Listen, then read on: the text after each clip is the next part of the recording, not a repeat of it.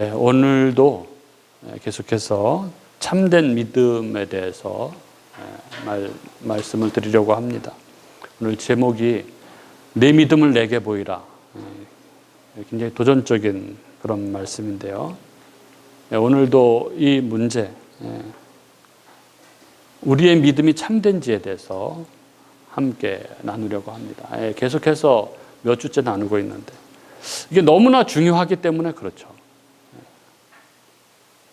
자기는 믿는다고 생각하고 있는데 하나님 앞에 서서 심판대 앞에 섰는데 주님께서 나는 너를 모른다 이러면은 정말 큰일인 것이죠. 누구세요?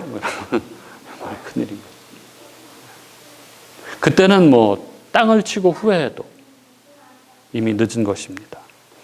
오늘 이 시간이 우리가 우리의 믿음을 바로 세우는 그런 은혜의 시간이 될 수 있기를 바랍니다. 복음은 우리가 예수 그리스도를 믿음으로 하나님께 의롭다함을 얻을 수 있다 하는 소식입니다. 그게 복음이죠. 내가 무엇을 해서가 아니라 오직 믿음으로 하나님의 은혜로 의롭다함을 얻는다는 것이 복음입니다. 그런데 많은 사람들이 이 은혜로 믿음으로 의롭다함을 얻는다는 이 복음에 대해서 오해를 가지고 있습니다. 그 대표적인 오해가 바로 믿음을 그의 삶, 행위와 분리시켜서 생각하는 것입니다. 즉 믿음은 행위가 아니고 그래서 믿음은 믿은 후의 삶과는 관계가 없다는 것이죠. 그러나 전혀 그렇지 않습니다. 믿음과 행위는 동전의 앞뒷면처럼 하나로 붙어서 밀접하게 연동되어 있습니다. 우리가 이것을 혼동하게 된 것은 지난주에도 말씀드렸듯이 우리가 믿음의 행위와 율법의 행위를 혼동하고 있기 때문에 그런 것이죠. 우리는 율법의 행위와 이 믿음의 행위를 엄격하게 구분할 수 있어야 합니다. 율법의 행위는 율법을 주신 하나님 앞에서 의롭다함을 얻으려고 율법을 지키려는 행위를 말하는 것입니다. 하나님이 이스라엘 백성에게 율법을 주셨습니다. 이 율법에는 하나님의 의가 들어있죠.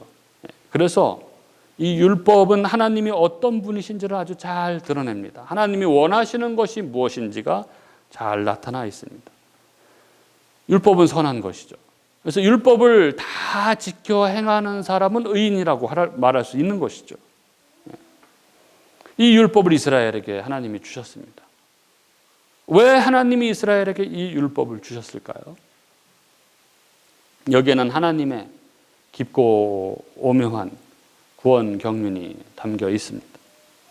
이스라엘 백성들은 자기들이 하나님께 선택받은 백성, 선민이라는 그 자부심과 긍지가 정말 어마어마한 사람들이었습니다. 그들은 자신들이 아브라함의 혈통적 후손으로서 자신들이 아브라함의 후손, 즉 하나님의 언약 백성이라고 그렇게 믿었습니다. 그래서 자기들에게만 특별히 하나님이 율법을 주셨다고 그렇게 생각을 했습니다.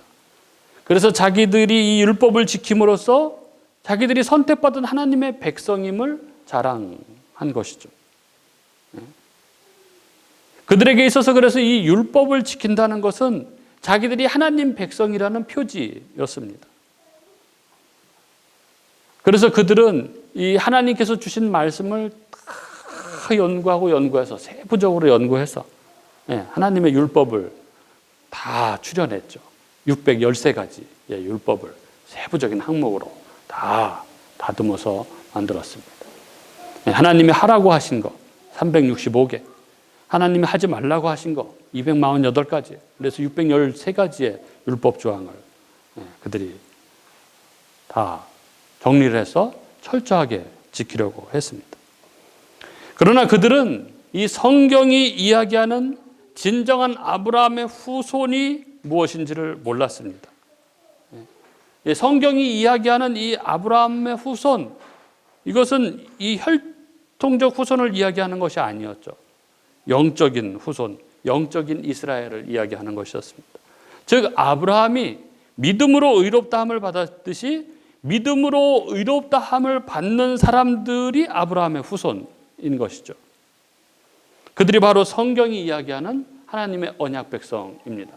그런데 그들은 이것을 몰랐습니다. 유대인들은 이것을 알지 못하고 율법을 지키려고, 그래서 자신들이 하나님의 백성임을 인정받으려고 했던 것입니다. 이것이 바로 율법의 행위입니다. 그들은 하나님이 그들에게 율법을 주신 참 뜻을 알지 못했습니다. 그 깊고 오묘한 하나님의 구원 경륜을 그들은 몰랐습니다. 하나님께서 그들에게 율법을 주심으로 하나님이 원하셨던 것은 그들이 죄인임을, 그들이 죄를 깨우치게 하시려는 것이었습니다. 인간이 율법 앞에 진실되게 섰을 때, 율법을 진실되게 당면했을 때, 우리의 죄성으로서는 이 율법을 도저히 지킬 수가 없구나. 그렇게 자신의 죄인됨을 처절하게 깨닫고, 그래서 자신의 절박한 상태를 인식하고, 그래서 그들이 나는 스스로 의를 얻을 수 없는 자임을 깨닫고 구원자를 바라볼 수 있도록 한 것이 바로 율법이었던 거죠. 그것을 통해서 구원에 이룰 수 있도록 그들에게 율법을 주신 것이었는데 그들은 그 율법을 주신 참 목적을 몰랐던 것입니다. 그렇습니다. 율법의 행위로는 의롭다함을 얻을 육체가 하나도 없습니다. 오직 믿음으로만 의롭다함을 얻을 수 있습니다. 그렇기 때문에 죄인에게 율법을 지키는 행위로는 도저히 의롭다함을 얻을 수 없는 그 죄인에게 오직 믿음으로 의롭다함을 얻을 수 있다는 이 소식은 진정 복음이었던 것입니다. 오직 믿음으로만 의롭다함을 얻을 수 있습니다. 오직 믿음만이 우리를 구원에 이르게 합니다. 그런데 여러분, 여기에서 우리는 이 구원에 이르게 하는 이 믿음에 대해서 정확히 알 필요가 있습니다. 우리를 구원에 이르게 하는 이 참된 믿음이 무엇인지를 우리는 분명히 알아야 합니다. 이제까지 몇 주에 걸쳐서 우리가 나누고 있는 이야기인데요. 많은 사람들이 이 믿음에 대해서 오해를 하고 있습니다. 즉 믿음을 몇 가지 진술을 받아들이는 단순한 시인으로 그렇게 오해하는 것입니다. 그래서 믿음은 그냥 믿는 거지. 믿음은 아무 것으로, 행동으로, 삶으로 증명할 필요가 없다. 믿음은 어떤 행위로도 나타나지 않는다. 이렇게 오해를 하고 그냥 믿는다 이렇게 해놓고 그냥 자기 욕심대로 막 살아가는 것입니다. 그러나 이것은 믿음이 뭔지를 모르는 것입니다. 참된 믿음에는 세 가지 요소가 있다고 했습니다. 지식과 동의와 신뢰라고 했죠. 믿음에는 이 세 가지 요소가, 이 세 가지 측면이 있습니다. 믿음은 먼저 지식적인 측면이 있죠. 예수 그리스도의 인격과 사역에 대한 지식입니다. 하나님께서 그의 독생자 예수 그리스도를 이 땅에 보내셔서 십자가에 죽게 하신 그 이유가 무엇인지, 그 십자가 사역의 의미가 무엇인지를 알아야 합니다. 인간이 어떤 존재이며 죄는 무엇이며 그것은, 그 죄는 거룩하신 하나님과 도저히 함께 할 수 없는 그런 것이라는 것을 알아야 하는 것이죠. 그것을 해결하기 위해서 그 아들 독생자 하나님이신 그분이 이 땅에 인간의 몸을 입고 오셨다는 것, 그래서 그 죄값을 대신하기 위해서 우리를 대신해서 십자가에서 죽으셨다는 것, 그리고 그가 부활하심으로 그의 사역이, 십자가 사역이 하나님이 인정하시는 것이라는 것을 알아야 하는 것이죠. 그리고 그 예수 그리스도가 나의 구원자, 나의 하나님이심을 믿을 때 예수 그리스도가 십자가에서 이루신 그 십자가 사역, 그 공로가 나의 것으로 전유된다는 것을 알아야 하는 것이죠. 그리고 예수 그리스도가 부활의 첫 열매가 되었듯이 우리도 예수 그리스도로 말미암아 영원한 생명을 얻게 된다는 것, 이런 복음에 대한 내용, 그 지식을 알아야 하는 것이죠. 믿음은 이 지식을 근본적으로 알고 있는 것이어야 합니다. 그러나 이것만으로는 믿음이라고 말하지 않습니다. 또한 이 복음에 대한 지식을 가지고 있고 이 복음에 대한 지식을 찬성하고 이것을 진리로 여기고 인정하는 이 지적으로 동의하는 것을 포함하는 것이죠. 네. 그 예수 그리스도의 인격과 사역, 그것이 나의 구원을 위해서 내가 인정하고 동의한다는 것이 이 믿음의 내용에 포함되어 있어야지 믿음이라고 할 수 있죠. 그러나 또한 이 복음에 대한 지식을 소유하고 이것에 대해서 동의한다고 해서 그것만으로 믿음이라고 말하지 않는다고 했습니다. 구원에 이르는 참된 믿음은 이 지식과 동의와 함께 반드시 이 그리스도에 대한 진정한 신뢰와 헌신을 포함하는 것이라고 그렇게 말씀드렸습니다. 왜 그럴까요? 그것은 복음의 독특성 때문에 그렇다고 그랬습니다. 복음은 예수 그리스도의 인격과 구원의 사역에 기반한 것이기 때문에 그렇습니다. 즉 믿음은 한 인격, 예수 그리스도라는 한 인격과의 이 관계이기 때문에, 상호 연결된 관계이기 때문에 그렇습니다. 인격적인 관계이기 때문에 그렇습니다. 그것은 나를 위해 죽으신 그분을 향해 내 자신을 내어주는 이 헌신이 반드시 나타나게 되어 있는 것이죠. 그래서 진정 믿음으로 구원을 받은 자가 분명하다면 그가 죽음으로써 나를 사망에서 생명으로 건져주셨기 때문에 나의 삶 또한 그분을 위해서 순종하고 헌신하게 되어 있다는 것입니다. 그래서 스펄전은 구원 얻는 유일한 믿음은 바로 예수 그리스도께 순종하는 실제적인 믿음이다. 순종하지 않는 믿음은 죽은 믿음이요 이름뿐인 믿음이다. 그것은 믿음의 겉모양, 믿음의 껍데기이지 알맹이가 아니다. 즉 순종하지 않는 믿음은 가짜다. 이렇게 얘기했던 것입니다. 이것이 성경이 일관되게 증언하는 구원을 얻는 믿음입니다. 그래서 믿음에 대해서 이것 외에 다르게 말하면 그것은 엉터리 믿음인 것이죠. 그것은 복음을 훼손하는 것이고 엉터리 복음에 지나지 않습니다. 그렇기 때문에 이 믿음의 분별이 중요합니다. 우리는 우리의 믿음이 참된 것인지 아닌지 구별해야 하는 것이죠. 그래서 내 믿음, 내 신앙이 참된가, 내 믿음이 참된가, 이것은 너무나 중요한 질문입니다. 이것은 성경의 주된 관심사이기도 했습니다. 그리고 이것은 하나님께서 이스라엘에게 끊임없이 던졌던 질문이고 예수님과 바리새인이 대립했던 주된 논점이었고 예수님이 제자들을 가르칠 때 가장 주의해서 가르쳤던 그런 것이었습니다. 그리고 야고보서와 요한일서는 이 참된 믿음에 대해서 이야기하는 가장 대표적인 성경이라고 말할 수 있습니다. 네, 오늘 본문을 저희가 야고보서로 잡았는데 이 야고보서의 관심이 바로 행위 있는 믿음, 즉 참된 믿음과 행위 없는 믿음, 가짜 믿음이 어떤 것인지에 대해서 말하고 있습니다.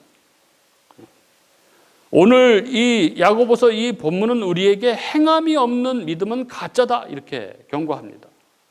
오늘 본문을 한번 보시죠. 오늘 본문의 14절부터 16절은 행함이 없는 믿음은 유익이 없어서 자기를 구원할 수 없다고 말합니다. 이 행함이 없는 믿음은 아무것도 아니라는 것입니다. 구원을 얻는 믿음이 아니라는 것이죠. 그래서 교회 안에 믿음이 있노라 하는 자들을 경계하고 깨우치라고 14절에 말하고 있는 것입니다.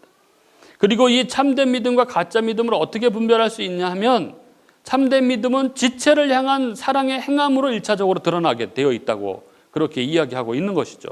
그것이 15절, 16절입니다. 만일 형제나 자매가 헐벗고 일용할 양식이 없는데 너희 중에 누구든지 그에게 이르되 평안히 가라, 덥게 하라, 배부르게 하라 하며 그 몸에 쓸 것을 주지 아니하면 무슨 유익이 있으랴 이렇게 말합니다. 이건 행하지 않고 말로만 하는 그런 것은 아무것도 아니라는 것입니다. 그가 지금 너무 어려운 상태에 있는데 아유 그렇군요. 그냥 기도하겠습니다. 이건 아무것도 아니라는 것이죠. 그에게 필요한 것을 주지 않으면서 그냥 말로만 하는 것은 아무것도 아니라는 것입니다. 그러면서 행함이 없는 믿음은 그 자체가 죽은 것이다 이렇게 17절에 이야기하죠. 이와 같이 행함이 없는 믿음은 그 자체가 죽은 것이다. 믿음이 아니라는 것입니다. 그것은. 그리고 참된 믿음은 행함으로 열매 맺고 나타난다.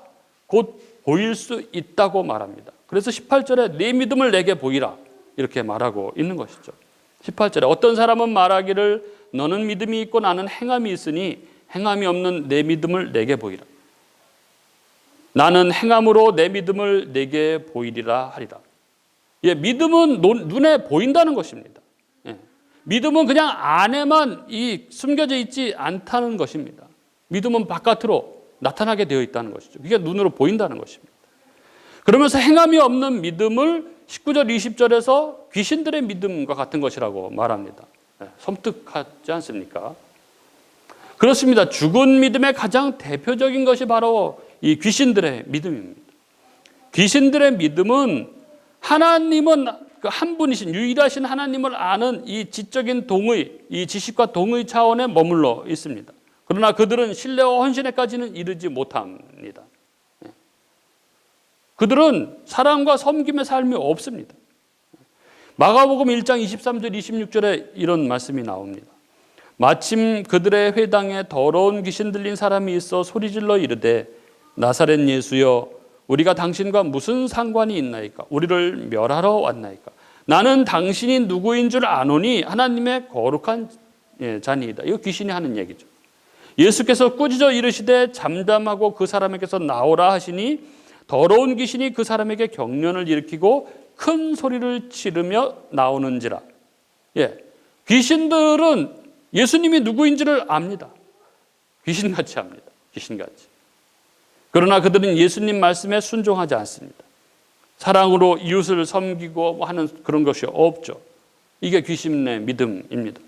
그런 믿음은 예수님 앞에서 쫓겨나는 믿음입니다. 예수님이 인정하지 않으시는 믿음인 것이죠. 참된 믿음은 반드시 행함과 함께 일합니다.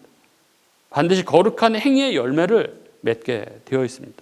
그래서 요한일서 3장 9절 하나님께로부터 난 자마다 죄를 짓지 아니하나니 이는 하나님의 씨가 그 속에 거하며 그도 범죄하지 못하는 것은 하나님께로부터 났습니다.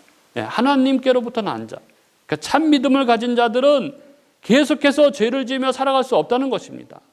죄를 지었다가도 금세 깨우치죠. 그리고 회개하고 돌이키는 것입니다.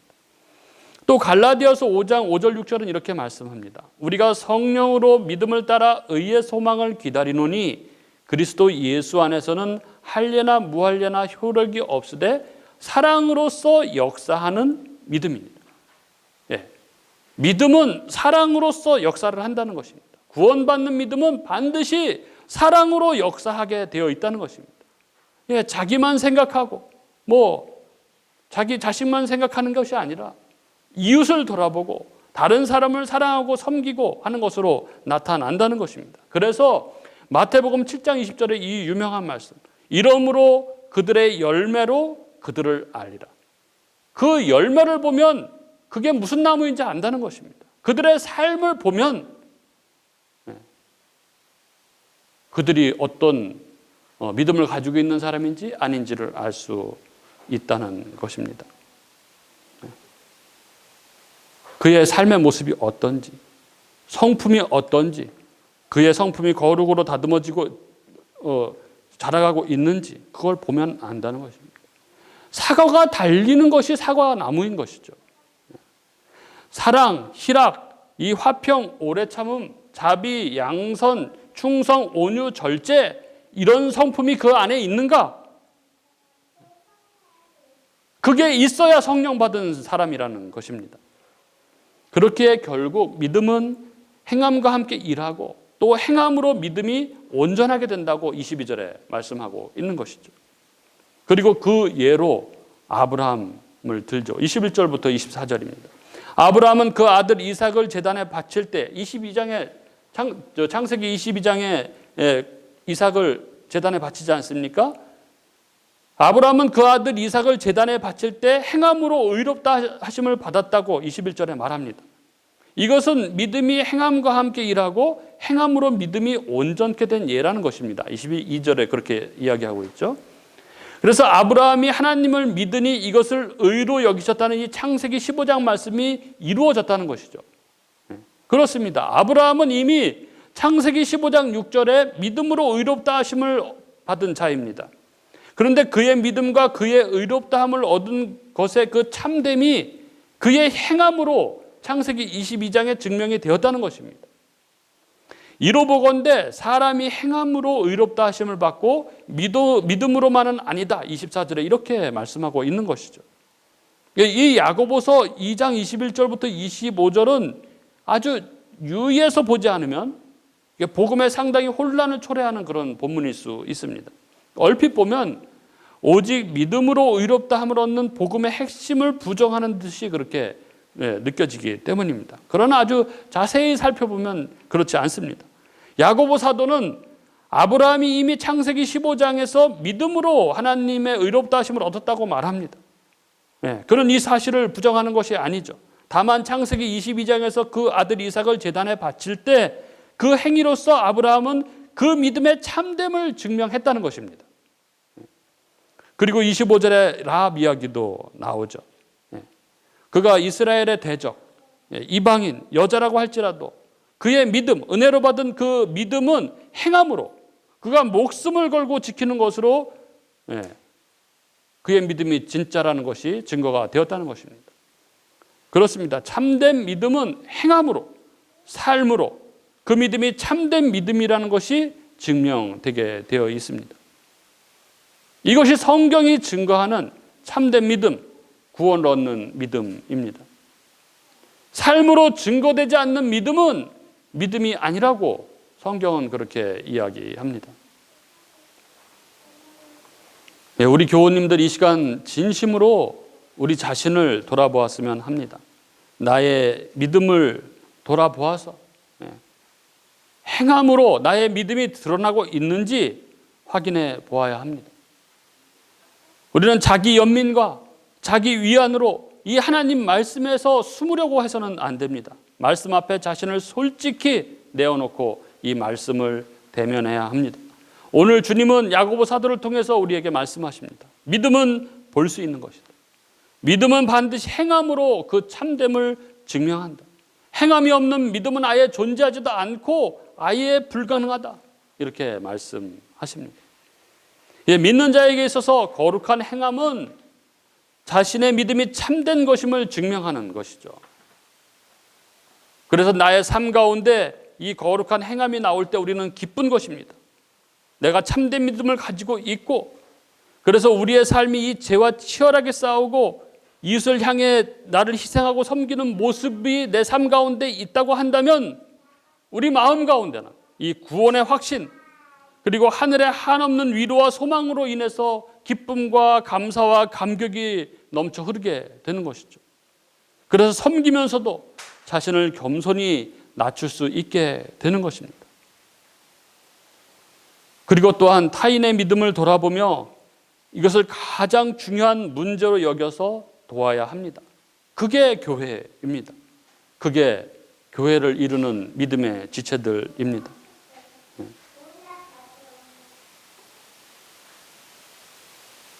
믿음이 없는 사람에게 백날 왜 그래? 왜 그렇게 사냐? 뭐 이렇게 얘기해 봐야 아무 소용이 없는 것이죠. 어떻게 교회 다니는 사람이 그럴 수 있어? 이런 얘기 백날 해봐도 아무 소용이 없는 것입니다. 우리는 교회 안에 있는 이 형제들의 믿음을 도와야 할 필요성이 있는 것이죠. 이게 야고보 사도의 관심사였습니다. 행함이 없는 믿음을 가진 교우들에게 복음을 분명하고 자세하고 반복적으로 들려줄 필요가 있는 것입니다. 그래서 도와줄 필요가 있는 것이죠. 믿음은 들음에서 나는 것입니다. 복음에 대한 지속적인 들음은 결국 믿음을 낳게 하는 것입니다. 그렇게 지속적으로 반복적으로 복음에 대해서 권면함으로써 믿음이 자라갈 수 있게 하는 것입니다. 그리고 특별히 우리가 복음을 전할 때 바르게 전하는 것이 너무나 중요합니다. 믿으면 좋아. 믿기만 하면 돼. 그걸 왜 안 믿어? 쉽잖아. 이렇게 전하는 것은 너무나 위험한 방법입니다. 이것이 사실 문제의 시작이기도 합니다. 믿으면 좋아. 믿기만 하면 돼. 이 말이 어떻게 들리냐 하면 믿으면 내가 가지고 있는 문제가 풀리고 건강해지고 내가 성공할 수 있고 뭐 그런 소리로 들립니다. 그리고 그것은 그냥 믿을게 이런 소리만 하면 되는 것, 끝나는 것으로 그렇게 생각하기 십상이죠.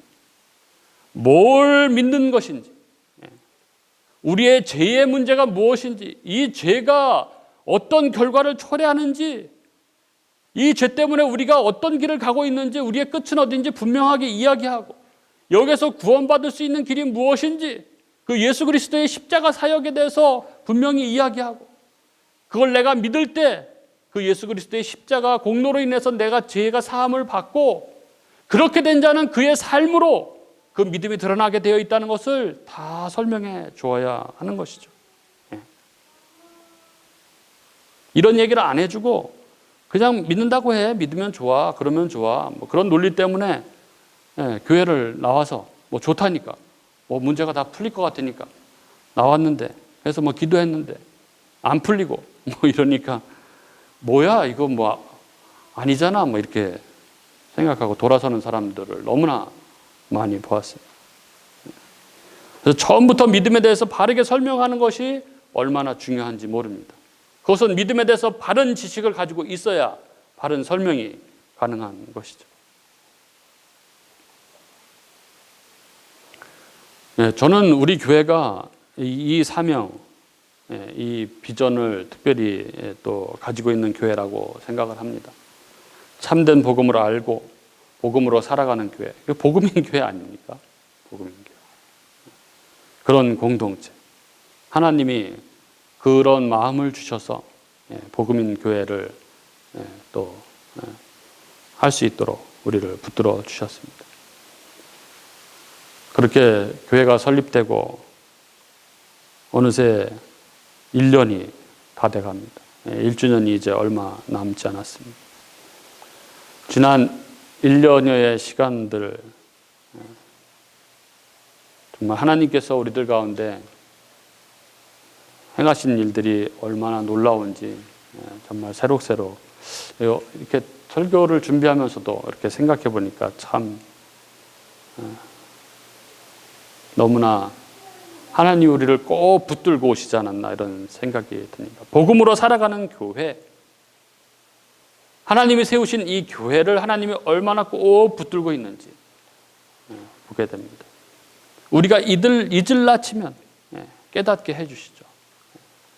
여기가 교회라는 것, 여기가 복음으로 살아가는 그 교회의 현장이라는 것을 깨닫게 해주죠. 우리는 끊임없이 나만 생각하고 내 가족만 생각하고 나의 미래만 생각하고 끊임없이 그런 생각에 빠질 때마다 하나님은 우리의 마음을 깨트려 주십니다. 우리가 얼마나 말도 안 되는 존재인지, 얼마나 정말 택도 없는 존재인지 깨닫게 해주시죠. 정말 예수 그리스도의 십자가가 아니면 우리는 도저히 구원받을 수 없는 그런 존재라는 것을 깨닫게 해주십니다. 그래서 여기가 교회라는 것, 이것을 통해서 한 몸 된 지체가 무엇인지를 깨닫게 해주시고, 우리의 죄된 부분이 어떤 부분인지 아주 상세하게 드러나게 해주시고, 그래서 우리를 하나님의 자녀로, 교회로, 복음으로 살아가는 교회로 그렇게 하나하나 준비해 가시지 않나 이런 생각이 듭니다. 그게 지난 1년여의 시간이 아니었나 그런 생각을 합니다. 그런 터를 다지는 시간이지 않았나 이런 생각을 합니다. 그 터 위에 하나님이 세우실 이 복음인 교회의 모습이 정말 기대가 됩니다. 복음을 아는 자들이 복음으로 살아감으로 세상 사람들로 하여금 하나님이 살아계시구나, 하나님의 영광이 환하게 빛나는 그런 교회, 그런 교회로 우리를 붙드시며 이끌어 가실 것이라는 그런 기대를 가지게 합니다. 오늘 말씀을 보면서 우리 자신을 돌아보아 하나님이 세우시는 이 교회의 든든한 기둥들로, 그 믿음의 반석들로, 이 반석된 교회의 기둥, 그 믿음의 기둥들로 그렇게 한 명 한 명 세워질 수 있기를 주님의 이름으로 축복합니다.